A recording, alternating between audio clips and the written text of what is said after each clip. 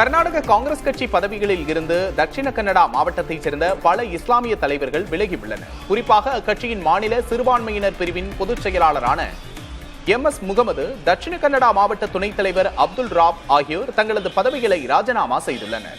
அண்மையில் தட்சிண கன்னடாவில் இஸ்லாமிய இளைஞர் அப்துல் ரஹிமான் கொலை செய்யப்பட்டார். இது அம்மாவட்டத்தில் பதற்றத்தை ஏற்படுத்தியது.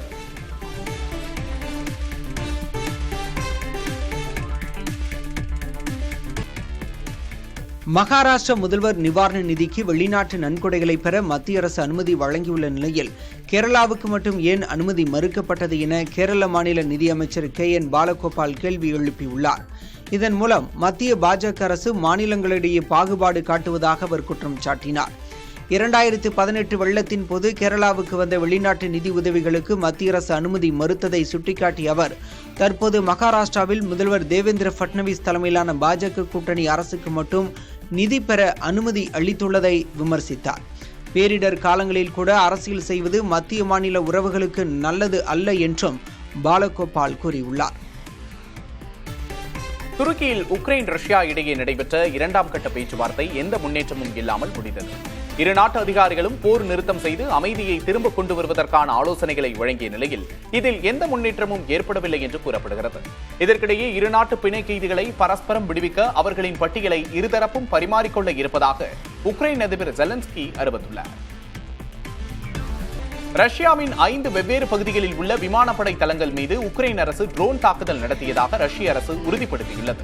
இவற்றில் 2 இடங்களில் விமானங்கள் தீப்பற்றி எரிந்ததாகவும் 3 இடங்களில் உக்ரைனின் தாக்குதல் முயற்சி தடுக்கப்பட்டதாகவும் ரஷ்ய பாதுகாப்பு அமைச்சகம் வெளியிட்டுள்ள அறிக்கை கூறுகிறது. இது உக்ரைனின் தீவிரவாத தாக்குதல் என்று அந்த அறிக்கை கண்டித்துள்ளது.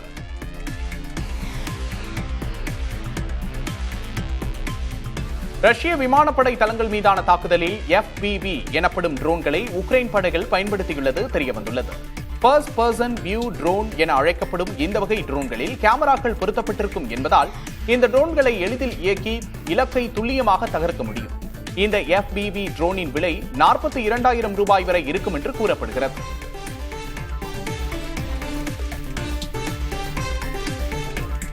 போருக்கு தயாராக இருக்கும் நிலைக்கு பிரிட்டன் தள்ளப்படுவதாக அந்நாட்டு பிரதமர் கியர் ஸ்டார்மர் தெரிவித்துள்ளார். லண்டனில் பேசிய அவர், உலகம் பல்வேறு மாற்றங்களை எதிர்கொண்டு வருவதாகவும் ரஷ்யாவால் ஏற்படும் அச்சுறுத்தல்களை பொருட்படுத்தாமல் இருக்க முடியாது என்றும் தெரிவித்தார்.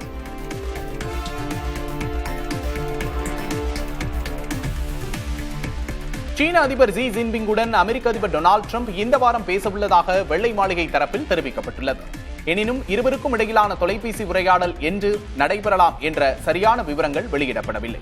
அமெரிக்கா சீனா இடையில் வர்த்தக ஒப்பந்தம் செய்யப்படக்கூடும் என கூறப்படும் நிலையில் இரு நாட்டு தலைவர்களிடையிலான பேச்சுவார்த்தை இந்த வாரம் நடைபெறவுள்ளது குறிப்பிடத்தக்கது.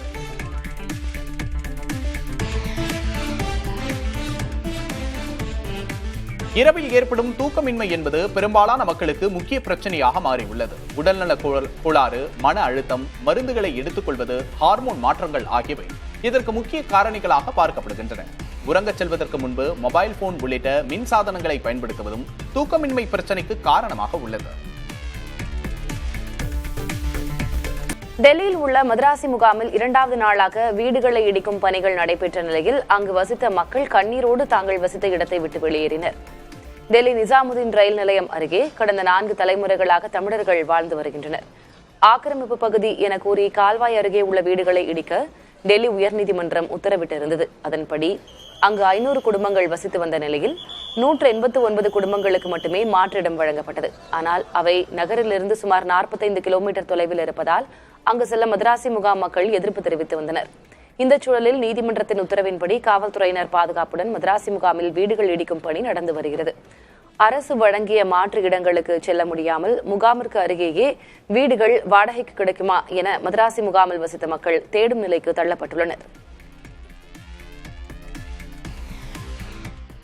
IRCTC இணையதளத்தில் ரயில் டிக்கெட்டுகளுக்கு தட்கல் முன்பதிவு செய்வது கடுமையான சவாலாக இருப்பதாக ஆய்வு தகவல் வெளியாகியுள்ளது. நாடெங்கும் 396 மாவட்டங்களில் இருந்து 55,000 ரயில் பயணிகளிடம் கருத்து கேட்டு அதன் விவரங்களை லோக்கல் சர்க்கிள்ஸ் என்ற நிறுவனம் தெரிவித்துள்ளது. கடைசி நேர பயணத்திற்கான தட்கல் டிக்கெட்டுகள் விற்பனை தொடங்கிய 1 நிமிடத்திலேயே விற்று தீர்ந்து விடுவதாக 70 விழுக்காடு பேர் தெரிவித்துள்ளனர். வலைதளம் திறந்த 1 நிமிடத்திலேயே வெயிட்டிங் லிஸ்ட் காட்டுவதாகவும் பலர் ஆதங்கம் தெரிவித்துள்ளனர். இது தவிர சுற்றி கொண்டே இருப்பது, இணையதளம் முடங்குவது, பணம் செலுத்தும் முன் டிக்கெட் காணாமல் போனது என பல குறைபாடுகளும் தெரிவிக்கப்பட்டுள்ளன. இது போன்ற சிக்கல்களால் டிக்கெட் பதிவு செய்ய பயண முகவர்களை சார்ந்திருப்பதாகவும் பலர் தெரிவித்துள்ளனர். சிலர் டிக்கெட் வாங்குவதற்காக நாடாளுமன்ற உறுப்பினர்களின் பரிந்துரை வரை பெற வேண்டியுள்ளதாக கூறியுள்ளனர். 10ல் 4 பேர் மட்டுமே IRCTC நம்பகமான முன்பதிவு தளமாக இருப்பதாக கூறியுள்ளனர். IRCTC தளத்தில் 10 ஆண்டுகளுக்கு மேலாகவே பிரச்சனைகள் இருப்பதாகவும், பல்வேறு மாற்றங்கள் அடிக்கடி கொண்டு வந்தாலும் சிக்கல்கள் தீரவில்லை என்றும் பலர் கருத்து தெரிவித்துள்ளனர். பயணிகள் கூறிய குறைகளை ரயில்வே அமைச்சகத்திடம் கொண்டு சேர்க்க உள்ளதாகவும் லோக்கல் சர்க்கிள்ஸ் நிறுவனம் தெரிவித்துள்ளது. கனடா தலைமையில் நடைபெறவுள்ள G7 மாநாட்டில் பிரதமர் மோடி பங்கேற்க மாட்டார் என தகவல் வெளியாகியுள்ளது. வரும் ஜூன் 15 முதல் 17ஆம் தேதி வரை 3 நாட்களில் கனடாவில் உள்ள ஆல்பர்டாவில் G7 உச்சி மாநாடு நடைபெறவுள்ளது. கடந்த 6 ஆண்டுகளில் முதல் முறையாக பிரதமர் மோடி இந்த மாநாட்டை புறக்கணிக்க உள்ளார். காலிஸ்தான் பிரிவினைவாதிகளுக்கு அடைக்கலம், ஹர்தீப் சிங் நிஜார் வழக்கு போன்ற பல்வேறு காரணங்களால் கடந்த சில ஆண்டுகளாக இந்தியாவுக்கும் கனடாவுக்கும் இடையேயான உறவில் விரிசல் ஏற்பட்டது. தற்போது கனடாவின் புதிய பிரதமராக மார்க் கார்னி பொறுப்பேற்ற நிலையிலும் மோடி இந்த கூட்டத்தை புறக்கணிக்க உள்ளார்.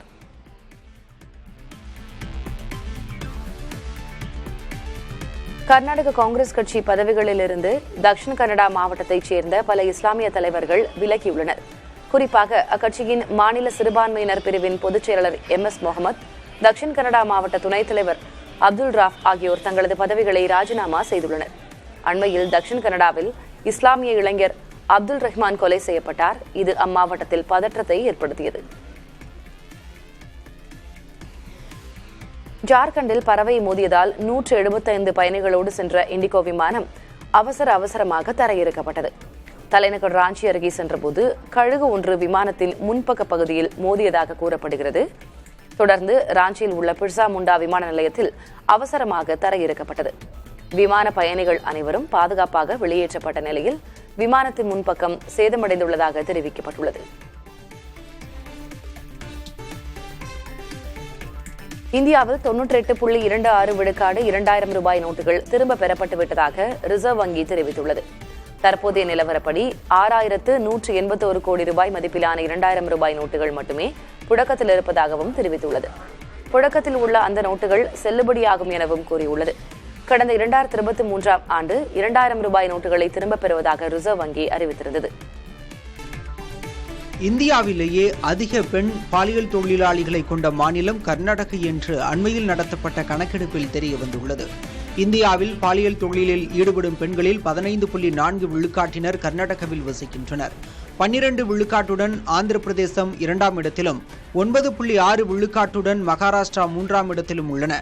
தெலுங்கானா மாநிலத்தின் 6 மாவட்டங்களிலும் ஆந்திர பிரதேசத்தின் 5 மாவட்டங்களிலும் 5000த்திற்கும் மேற்பட்ட பெண் பாலியல் தொழிலாளிகள் வசிக்கின்றனர். தேசிய எய்ட்ஸ் கட்டுப்பாட்டு நிறுவனத்தைச் சேர்ந்த மருத்துவர் பிரதீப் குமார் தலைமையிலான குழு இந்த கணக்கெடுப்பை நடத்தியுள்ளது.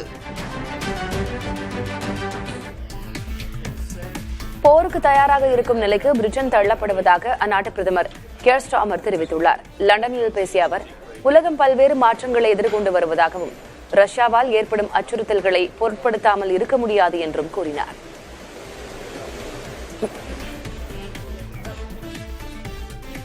எலான் மஸ்கின் டெஸ்லா நிறுவனம் இந்தியாவில் மின்சார கார்களை உற்பத்தி செய்ய விரும்பவில்லை என்றும், அதே சமயம் இந்தியாவில் தங்களின் ஷோரூம்களை நிறுவ டெஸ்லா விரும்புவதாகவும் மத்திய அரசு கூறியிருக்கிறது. இந்தியாவில் மின்சார கார்கள் உற்பத்தியை ஊக்குவிக்கும் திட்டத்திற்கான வழிகாட்டுதல்களை வெளியிடுவதற்கான செய்தியாளர் சந்திப்பில் மத்திய கனரக தொழில்துறைக்கான அமைச்சர் குமாரசாமி இதனை தெரிவித்தார். அதே நேரம் Mercedes Benz, Skoda, Volkswagen, Hyundai, Kia ஆகிய நிறுவனங்கள் இந்தியாவில் ஆலை அமைக்க ஆர்வம் காட்டுவதாகவும் அவர் கூறினார். இந்தியா மற்றும் இலங்கை இணைந்து நடத்தும் மகளிர் ஒருநாள் உலகக்கோப்பை கிரிக்கெட் தொடர் செப்டம்பர் 30ஆம் தேதி தொடங்கும் என சர்வதேச கிரிக்கெட் கவுன்சில் அறிவித்துள்ளது. பெங்களூருவில் நடைபெறும் முதல் போட்டியில் இந்தியா அணி விளையாடும் எனவும் தெரிவித்துள்ளது. பாகிஸ்தான் விளையாடும் போட்டிகள் அனைத்தும் இலங்கையில் நடைபெற உள்ளது குறிப்பிடத்தக்கது.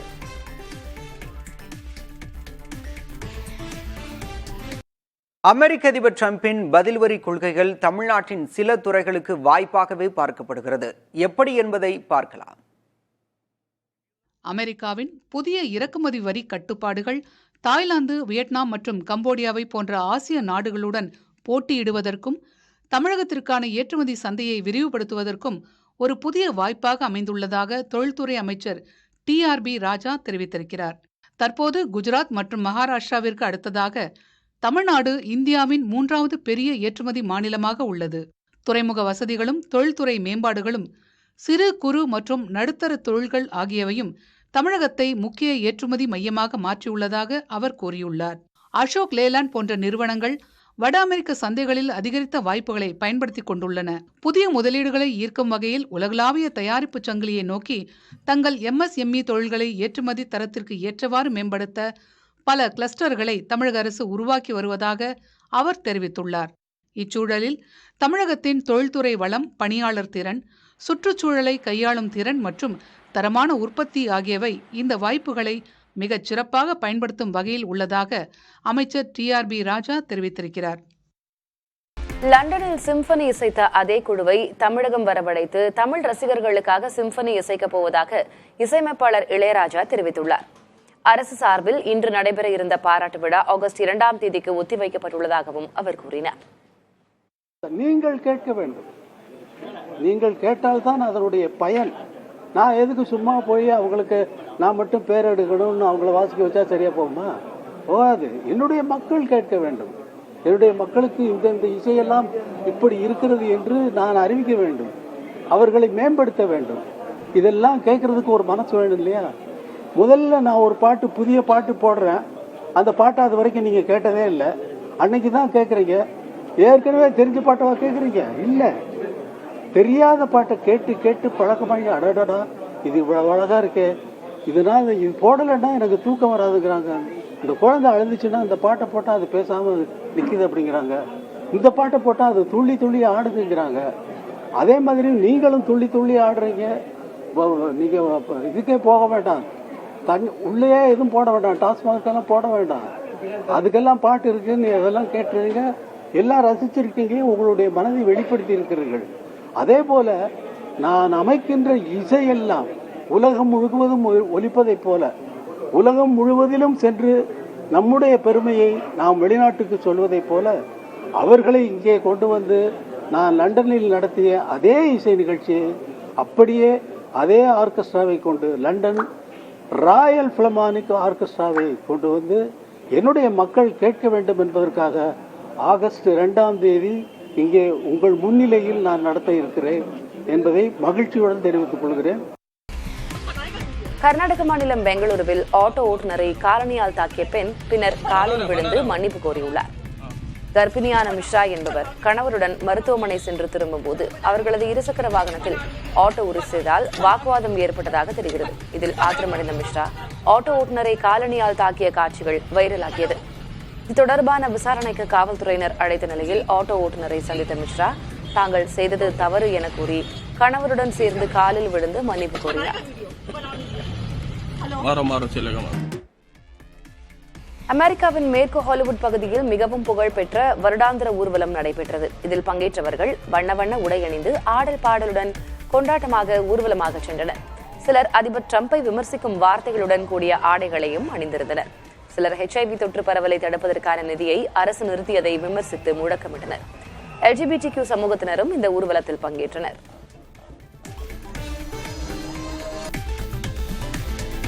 ஓடும் பேருந்தை துரத்தியபடியே பின்னால் ஓடிச் சென்று ஏறிய இந்த மாணவியை யாரும் மறந்திருக்க முடியாது. திருப்பத்தூர் மாவட்டம் வாணியம்பாடியை அடுத்த கொத்தக்கோட்டையைச் சேர்ந்த மாணவி சுகாசினி +2 பொதுத் தேர்வின் கடைசி பாடத்தை எழுதுவதற்காக பேருந்து நிறுத்தத்தில் காத்திருந்தார். ஆனால் அந்த பேருந்து கொத்தக்கோட்டை பேருந்து நிறுத்தத்தில் நிற்காமல் வேகமாக சென்றது. தேர்விற்கு நேரமானதால் பேருந்தை தவறவிடாமல் இருக்கும் முயற்சியாக பேருந்தின் கம்பியை பிடித்தபடியே ஓடினார் மாணவி சுகாசினி.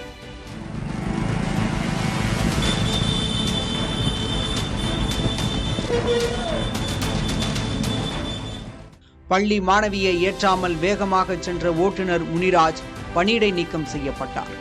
ஒப்பந்த அடிப்படையில் பணியாற்றிய நடத்துனர் அசோக்குமார் பணியிலிருந்து விடுவிக்கப்பட்டார். தேர்வு முடிவுகள் வெளியாகி 437 மதிப்பெண்கள் பெற்ற இந்த மாணவி இப்போதும் வருத்தத்தில் இருக்கிறார். காரணம், ஓட்டுநர் நடத்துனர் மீது எடுக்கப்பட்ட நடவடிக்கைதான். தனியார் தொலைக்காட்சி நிகழ்ச்சியில் பேசுகையில் மாணவி சுகாசினியின் இந்த வருத்தம் பிரதிபலித்து சமூக ஊடகங்களில் வைரலாகி உள்ளது.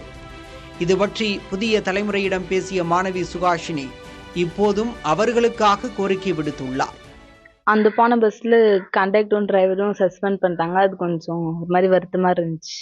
திரும்ப அவங்களுக்கு வேலை கொடுத்தா பரவாயில்ல. ஏன்னா அவங்க வீட்லயும் பசங்க இருக்கிறாங்க. அதனால அவங்களுக்கு திரும்ப வேலை கொடுத்துட்டா பரவாயில்ல.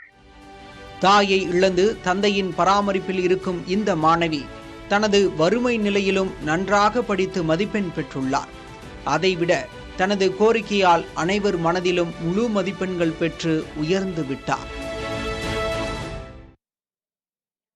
சென்னையில் உள்ள வீடுகள் மற்றும் அடுக்குமாடி குடியிருப்புகளில் முதல் கட்டமாக 1 லட்சம் ஸ்மார்ட் மீட்டர்கள் பொருத்த மெட்ரோ வாட்டர் நிர்வாகம் முடிவு செய்துள்ளது. மண்டல வாரியாக குடிநீர் விநியோகத்தை துல்லியமாக கணக்கிட 2500 சதுர அடிக்கும் மேற்பட்ட வீடுகள், அடுக்குமாடி மற்றும் தொழிற்சாலைகளில் ஸ்மார்ட் மீட்டர் பொருத்த டெண்டர் கோரப்பட்டுள்ளது. ஏற்கனவே மெட்ரோ வாட்டர் நிர்வாகம் சார்பில் 1200 இயந்திர மீட்டர்கள் பொருத்தப்பட்டிருந்தாலும் அதில் துல்லியமான கணக்கீடு செய்வதில் சிக்கல்கள் இருக்கின்றன. அதேபோல மீட்டர் இல்லாத வீடுகளில் எவ்வளவு குடிநீரை நுகர்வு செய்தாலும் 80 ரூபாய் நிலையான கட்டணமாக வசூலிக்கப்படுகிறது. இதனால் பெரிய அளவில் வருவாய் இழப்பு ஏற்படுவதால் அதை தடுக்கும் வகையிலும் ஸ்மார்ட் மீட்டர் பொருத்த மெட்ரோ வாட்டர் நிர்வாகம் முடிவு செய்துள்ளது. தென் அமெரிக்க நாடான கொலம்பியாவில் தக்காளி திருவிழா கோலாகலமாக நடைபெற்றது. அதிகம் முற்றிய விற்பனைக்கு தகாத தக்காளிகளை மலை போல குவித்து அதை எடுத்து மக்கள் ஒருவர் மீது ஒருவர் வீசி எறிந்து மகிழ்ந்தனர். இதனால் தக்காளி பழங்கள் நசுங்கி சிவப்பு நிற பழச்சாறு எங்கும் சூழ்ந்தது. 3 நாட்கள் நடைபெறும் இவ்விழாவை காண உள்நாட்டிலிருந்து வெளிநாடுகளிலிருந்தும் சுற்றுலா பயணிகள் குவிந்தனர். கடந்த பல ஆண்டுகளாக இப்போட்டிகள் நிறுத்தி வைக்கப்பட்டிருந்த நிலையில் இந்த ஆண்டு மீண்டும் தொடங்கப்பட்டதால் உள்ளூர் தக்காளி விவசாயிகள் உற்சாகத்துடன் போட்டியில் ஈடுபட்டனர்.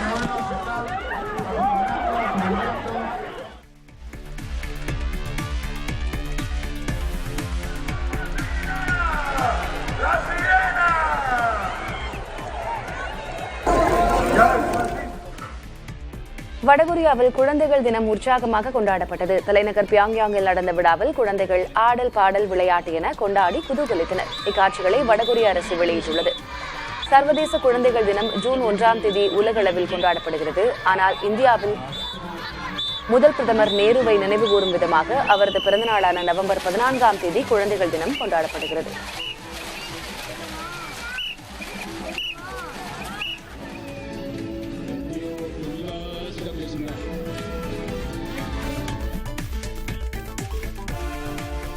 பிரபல டேட்டிங் செயலியான டிண்டர் அறிமுகப்படுத்தியுள்ள புதிய உயர வடிகட்டி அம்சம் இணையத்தில் பெரும் விவாதத்தை கிளப்பியுள்ளது.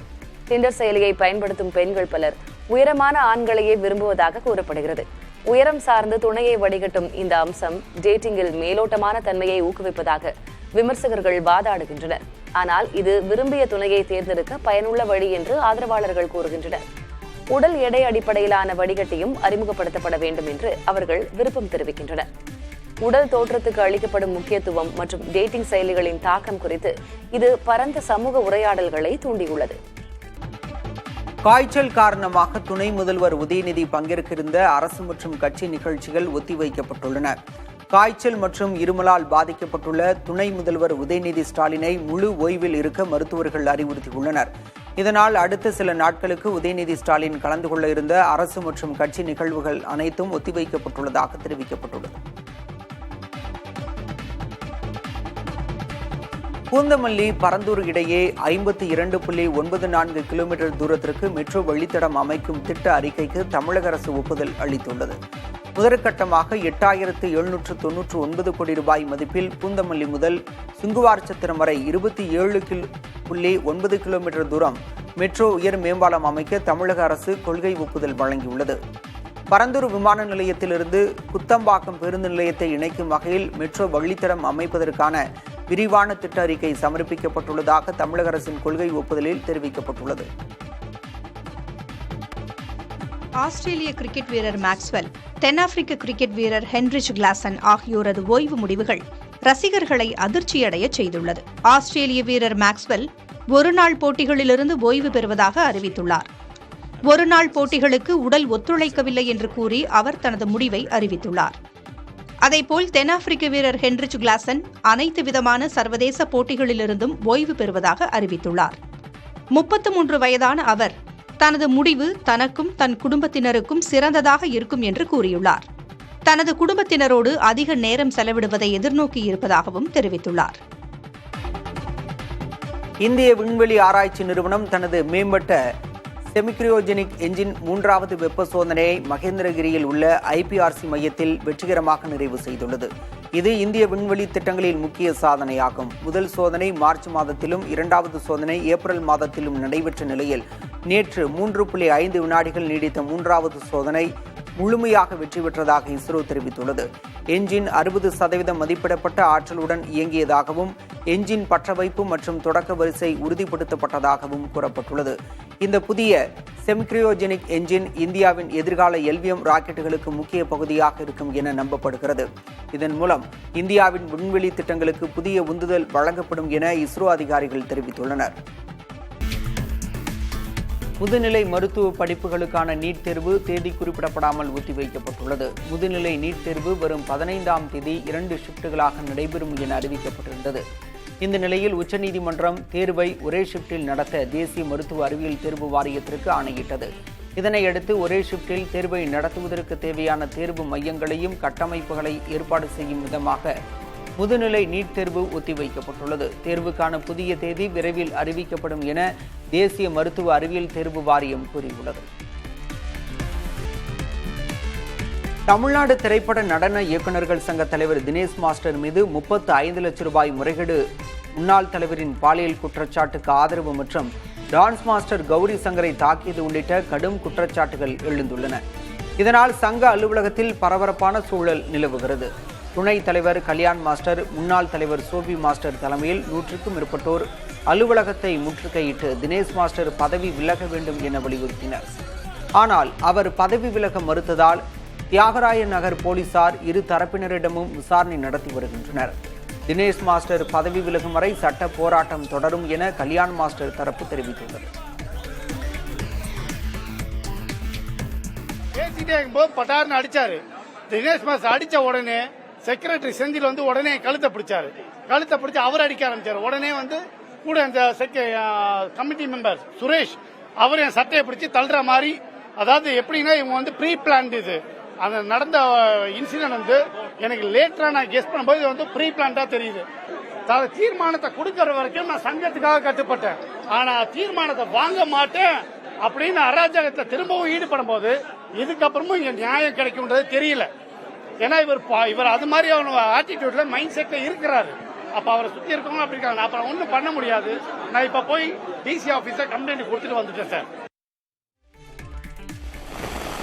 மேற்கு திசை காற்றின் வேக மாறுபாடு காரணமாக தமிழகத்தின் ஒரு சில இடங்கள், புதுச்சேரி, காரைக்காலில் இன்று மழை பெய்ய வாய்ப்புள்ளதாக சென்னை வானிலை ஆய்வு மையம் தெரிவித்துள்ளது.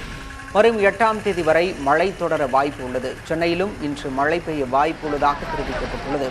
இதனிடையே தமிழகத்தின் ஒரு சில இடங்களில் இன்றும் நாளையும் அதிகபட்ச வெப்பநிலை இயல்பை விட 3 டிகிரி செல்சியஸ் கூடுதலாக பதிவாக வாய்ப்பு உள்ளதாக குறிப்பிடப்பட்டுள்ளது.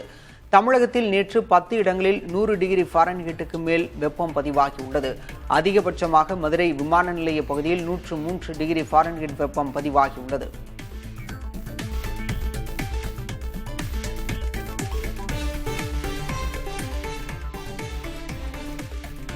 ஆன்லைன் விளையாட்டுகளுக்கு ஆதார் இணைப்பு கட்டாயம் மற்றும் நேர கட்டுப்பாடுகள் விதித்த தமிழக அரசின் விதிமுறைகளை எதிர்த்து தொடரப்பட்ட வழக்குகளில் சென்னை உயர்நீதிமன்றம் இன்று தீர்ப்பளிக்கிறது.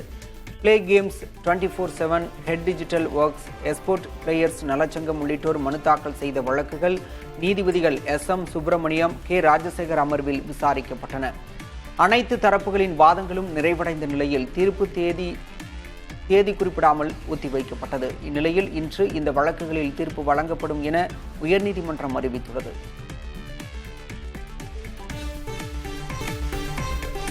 திருவள்ளூர் மாவட்டத்தில் ஒரே ஒரு மாணவிக்காக அரசு பள்ளி ஒன்று நடத்தப்பட்டு வருவது தெரியவந்துள்ளது.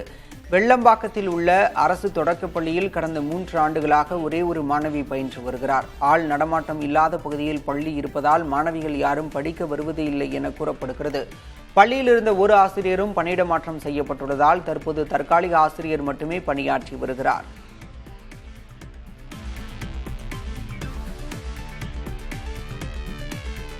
மாணவர்களின் ஆங்கில திறனை வளர்க்க லெவலப் என்ற பெயரில் புதிய திட்டம் அமல்படுத்தப்பட்டுள்ளது. அரசு நடுநிலை, உயர்நிலை, மேல்நிலைப் பள்ளிகளில் 6 முதல் 8ஆம் வகுப்பு வரை படிக்கும் மாணவர்களின் ஆங்கில திறன்களை வளர்க்க இந்த திட்டம் அமல்படுத்தப்பட்டுள்ளது.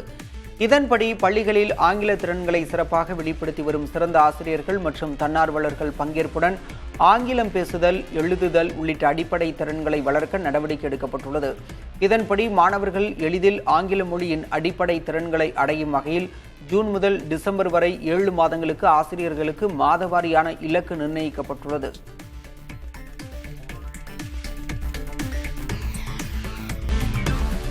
மக்களை பிரிப்பதால் வளர்ச்சி பாதிக்கப்படுவதாக ஆளுநர் RN ரவி தெரிவித்துள்ளார். சென்னை கிண்டியில் நடைபெற்ற தெலுங்கானா மாநில தின விழாவில் ஆளுநர் RN ரவி பேசினார். 1956 வரை மொழிவாரியாக மாநிலங்கள் இல்லை, பின்னர் பிரிக்கப்பட்டதால் சிறுபான்மை மக்கள் புறக்கணிக்கப்பட்டதாக ஆளுநர் ரவி தெரிவித்தார். ஐரோப்பிய மாடல் தேர்தல் மக்கள் பிரிப்பை ஊக்குவித்தது, இதனால் இந்தியா வளர்ச்சியில் பின்தங்கியது என்று அவர் குற்றம் சாட்டினார். ஆனால் பிரதமர் மோடி ஒரே குடும்பம் கொள்கையை முன்வைத்து இந்தியாவை ஒற்றுமையாக நடத்துவதால் இன்று நம் நாடு பொருளாதாரத்தில் 4ஆம் இடத்தில் இருப்பதாகவும் உலக நாடுகள் இந்தியா இல்லாமல் முடிவெடுக்க முடியாத நிலை ஏற்பட்டுள்ளதாகவும் ஆளுநர் தெரிவித்தார்.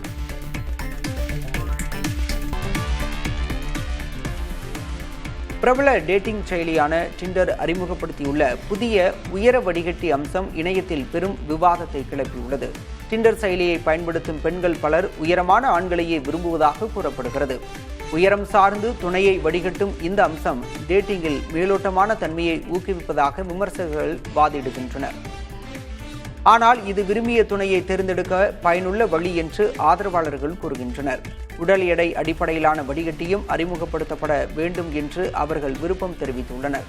உடல் தோற்றத்திற்கு அளிக்கப்படும் முக்கியத்துவம் மற்றும் டேட்டிங் செயலிகளின் தாக்கம் குறித்து இது பரந்த சமூக உரையாடல்களை தூண்டியுள்ளது. நடிகனாக நான் மட்டும் சம்பாதித்தால் போதுமா, எல்லோருமே சம்பாதிக்கட்டுமே என நகைச்சுவை நடிகர் செந்தில் தெரிவித்துள்ளார். திருநெல்வேலி மாவட்டம் கல்லிடைக்குறிச்சியில் தனியார் உடல் பரிசோதனை நிலையத்தை திறந்து வைத்த பிறகு நடிகர் செந்தில் மீண்டும் கவுண்டமணியுடன் நடிக்க வாய்ப்பு வரும்போது வரட்டுமே என்றும் தெரிவித்தார்.